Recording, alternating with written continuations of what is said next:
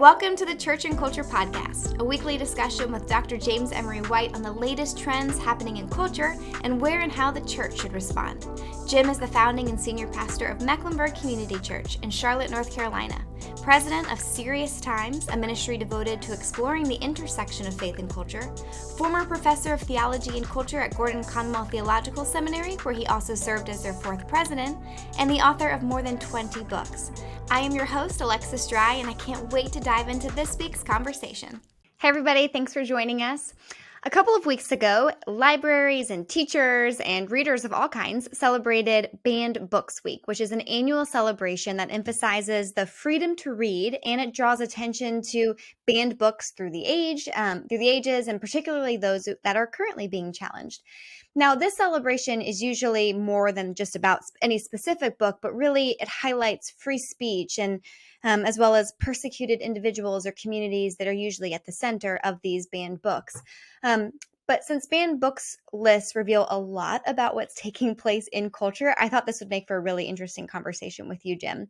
But before we get into any specific topic or book, I was curious as to your thoughts on just this overall topic of banned books, because it's usually presented, banning books, that's usually presented in a very negative light, but I wonder if it's a little bit more complicated than that. What do you think? Oh, I think it's much more complicated than that. Or maybe I should say uncomplicated. I mean, banning of books in general, I would disagree with. Just in general, I would disagree with. But parents/adults protecting the exposure of certain ideas or images to children, I would very much support. So let's go ahead and tease that out, that people say, oh, it's how terrible it is to ban a book, freedom of speech and being exposed to these ideas and people should not have their books banned. And by and large, I would say, I totally agree. But we're talking, for me, and really what the heart of the issue is, culturally, is with children. Okay. And I think, and I would very much support being very careful curators of content with children. And we can talk more about that further if you'd like during the podcast. But yes, that would be my position in a nutshell. Okay, I want to come back to that, but I want to let's start generally and then we'll work more specifically here. So kind of generally, if we look at the history of banned books, a lot of books that were banned years ago are now required reading in schools. So things like The Great Gatsby or Fahrenheit 451. And so I wonder how we have moved from being particularly offended by certain books or content to openly embracing them and what that has to say about our culture. What are your thoughts about that?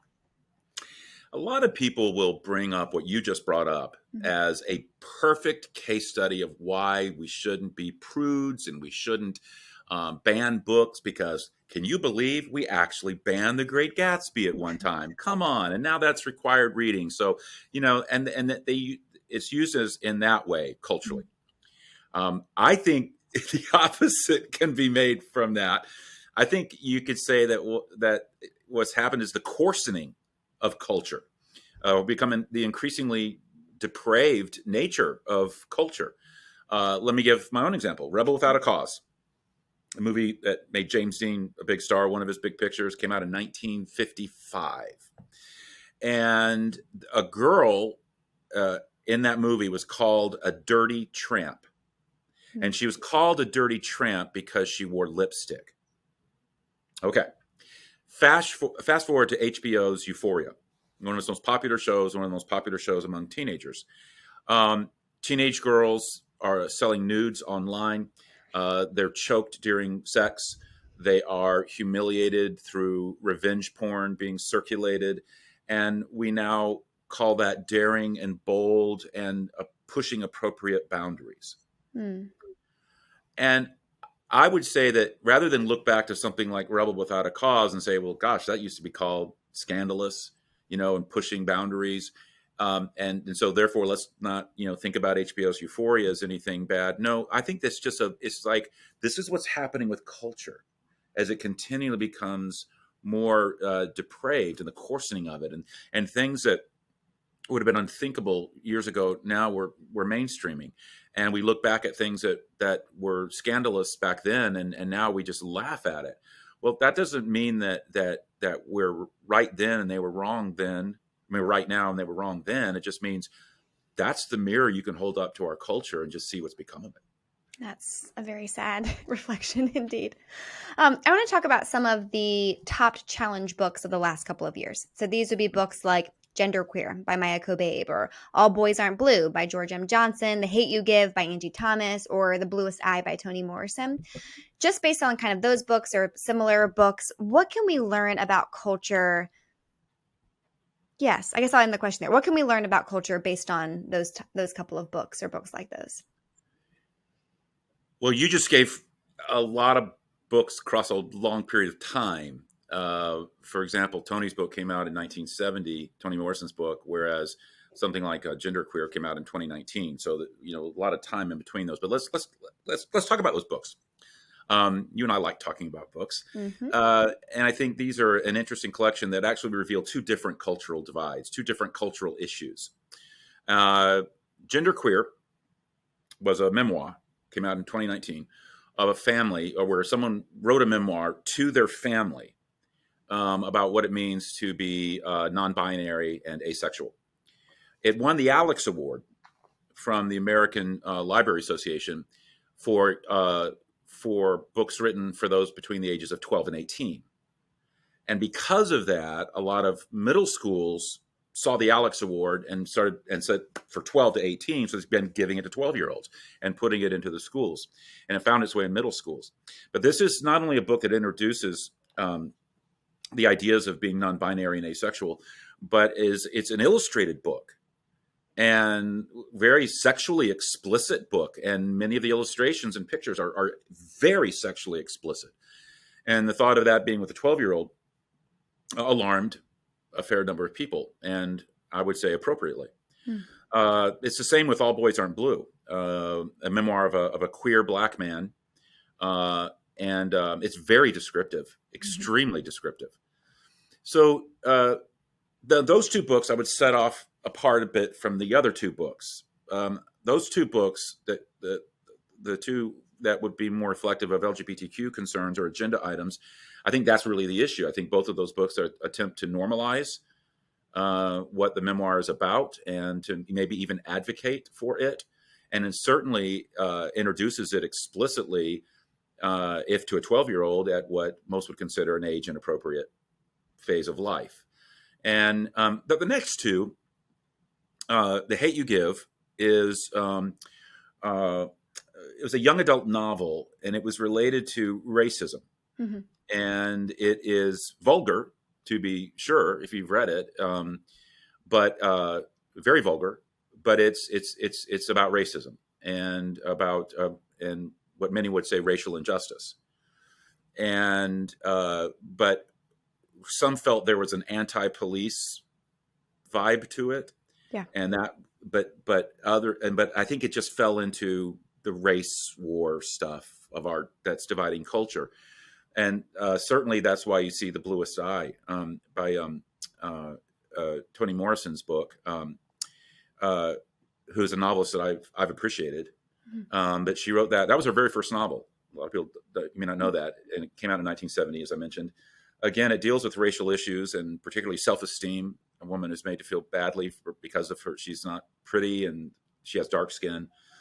And it has very mature topics: incest, child molestation, very mature, but and takes on a lot of racist issues, racism. So I would take those two books kind of out of the same conversation as the first two books. Okay. And I think they fall into different cultural things. And I think there's some people that maybe are going after like Toni Morrison's book or even The Hate You Give because of just they see it as maybe inflammatory in terms of racial issues, or maybe anti-white or anti-police or something like that.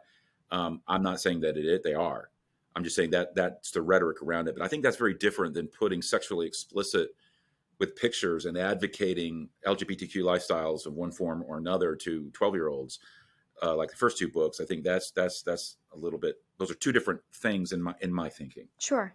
Well, then I want to chase that a little bit. This is based on what we started to talk about earlier, which is different ways that we can ban books, right? Like these books may make like an official list, but there are also other ways that we can ban books. Like we can choose for ourselves not to read particular books, or as you mentioned, a parent can ban books from their children's libraries or shelves. And so you made the case already, or you started to say that parents should be doing that, should be kind of they should be careful about the books that they expose their kids to. But can you tease that out a little bit more? Like what kinds of things should a parent be looking for? And yeah, I don't want to put words in your mouth. So what were your thoughts on that?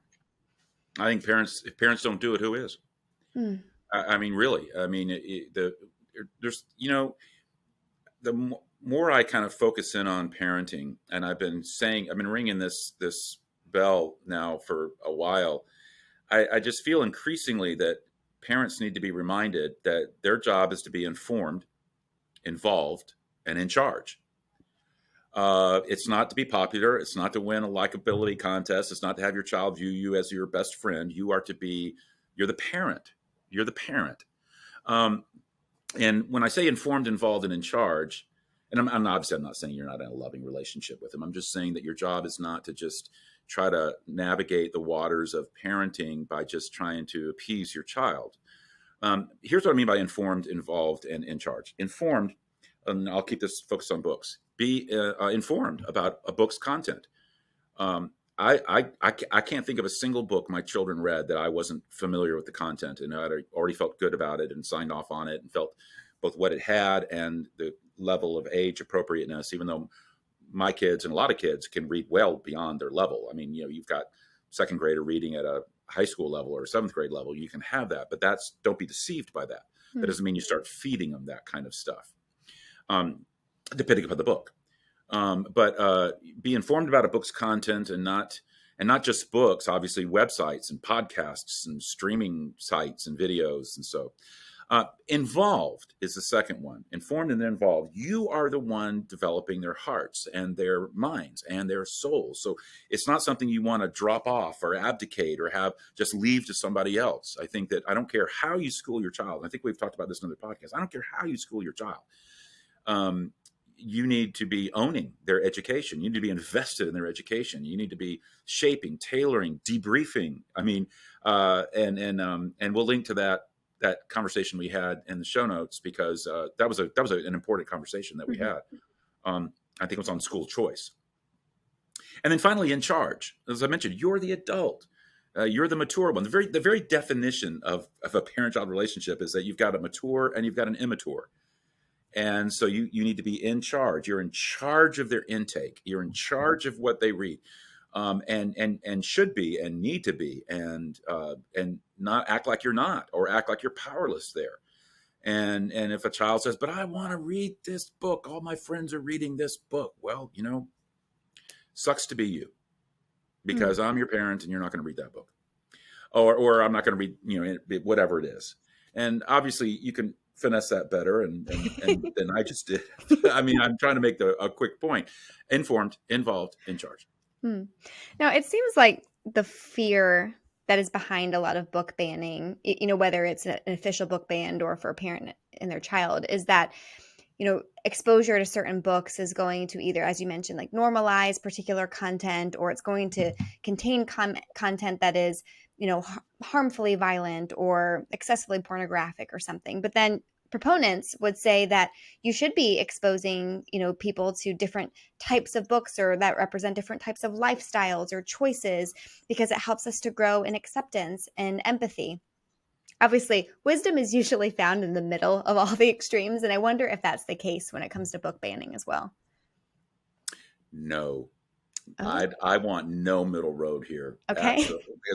Because the argument you just made, which I know you were just voicing the argument, which is that it's healthy for a child to read this adult material. It's healthy for a child to be exposed to these ideas. And they might even go further and say it's healthy for a child at 8, 9 to be aware of what a trans life is, and that not, or how two men have sex or whatever, and have it explicitly described. They might say that's a good thing.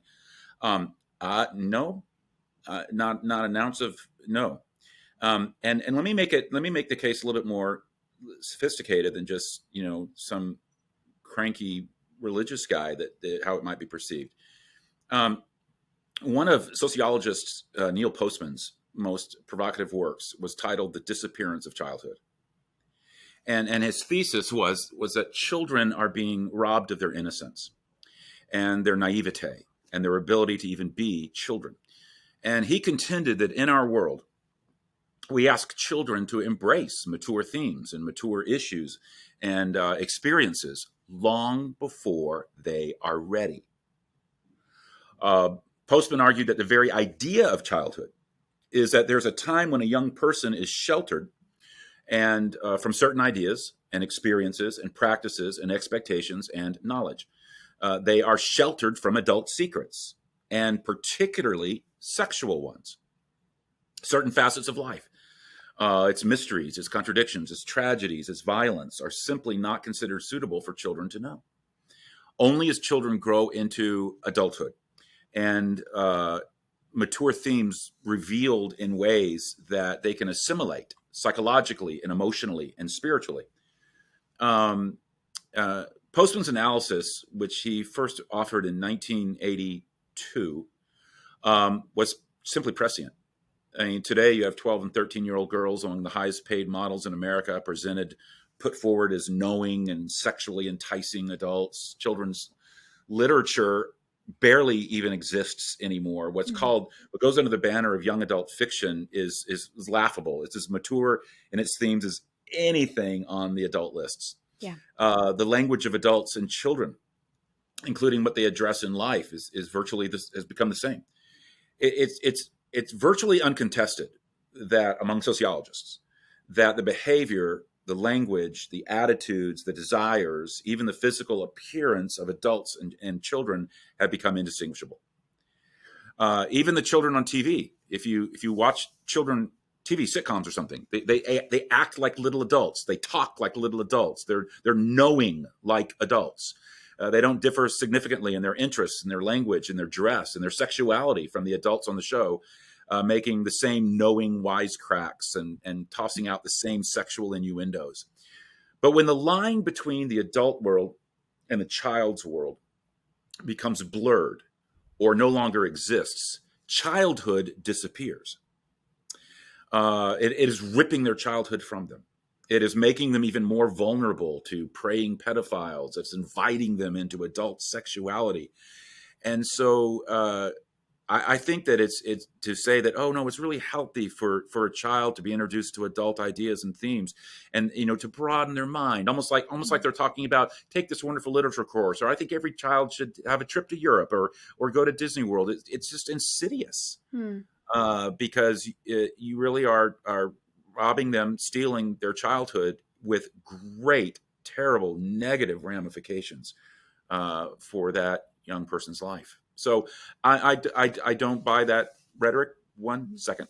Well, I'm glad you put it that way too, because I feel like, just as a parent myself with young kids, I feel like parents can often make the mistake of wanting their children so enthusiastically to love reading that they kind of lower the bar of what types of books their children are reading. As long as they're reading, it's great. But I love that you kind of nuance that to be like, no, it's not. Yes, we want to cultivate a love for reading, but having the appropriate books for them to read is just as important, if not more important than developing a love for reading. So I totally get where parents have a hard time there, but I like how clearly you stated that, because I feel like that is such an important piece of the puzzle to consider.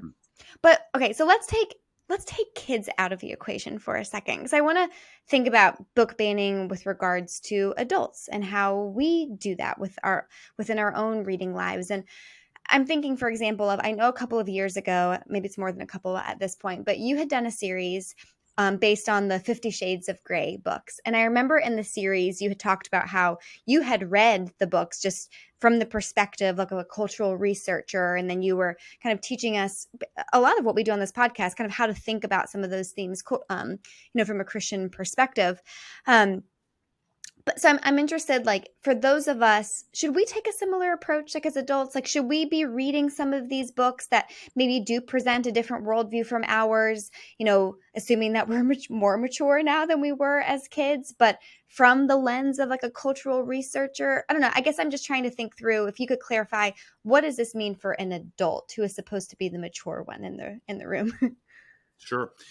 You're right. I did. We did a series called 50 Shades of Grey, and then it was talking about, it was a series on sex and scripture and what it has to say. And it was at the time, 50 Shades of Grey was, I can't remember if that was the actual title of the series or not, but I'm sure we'll find out and get the show notes appropriately linked if need be. But that was a phenomenally popular book at the time I did that, and people were reading it like crazy. And that always gets my attention if a book takes off, and I want to know what people are reading and how it's forming them. And so I did read the first one. I didn't read any of the others. One was enough for me of that particular genre. Should you do this? And I get asked that a lot, because like when I'm speaking, when I'm writing, I'm talking about various authors and thinkers and philosophers and movies and plays, and I try to be a student of culture, and someone will say, oh, but I mean, should I see that movie? Should I mentioned HBO's Euphoria earlier, and how do I know what's going on there? Because I watched some of it. And someone will say, well, gosh, I don't know that I feel comfortable doing that. And I think that's a really fair thing. So should you do this? And I get asked that, you seem to, avail yourself of a lot of things that you watch and you read. And again, that's because I feel it's part of my calling, it's part of my vocation. But should you, and should I? Let me say that it depends. And let me give you some questions. When you read a particular thing, how does it affect you? And that's going to be different for every person. Someone can read 50 Shades of Grey, for example, clinically, as it was for me. It was very clinical. Others could be it would mess with them sexually and bring up all kinds of lust and just thoughts and things that they just did not need. And I get it. And I mean, it was a graphic book, but it didn't affect me that way. But if it had, and if books like it in the past had, then that would be something I'd want to stay away from. And so how does it affect you? Which kind of leads, let's say it affects you negatively. Here's the second question. Are there alternate ways to get that cultural insight? Let's say that there's a movie that's making all kinds of waves, and it's rated R, maybe for nudity, or R for graphic violence, or whatever language. And you don't feel comfortable seeing that movie because you know that movies like that have messed with you in the past spiritually. As someone else, it may not be. It's again, it doesn't affect them that way, but for you, it does. And that doesn't mean that they're right and you're wrong. It's just understanding how you're wired up. Okay. So are there alternate ways to get that cultural insight? Well, I would say yes. There are things called book reviews. There are things called movie reviews, where you can get detailed synopsis. And even where it says, okay, watch out, we're getting ready to give spoilers. And you're saying, give me spoilers. I want to know everything about this movie because it's shaping culture, but I don't want to watch it.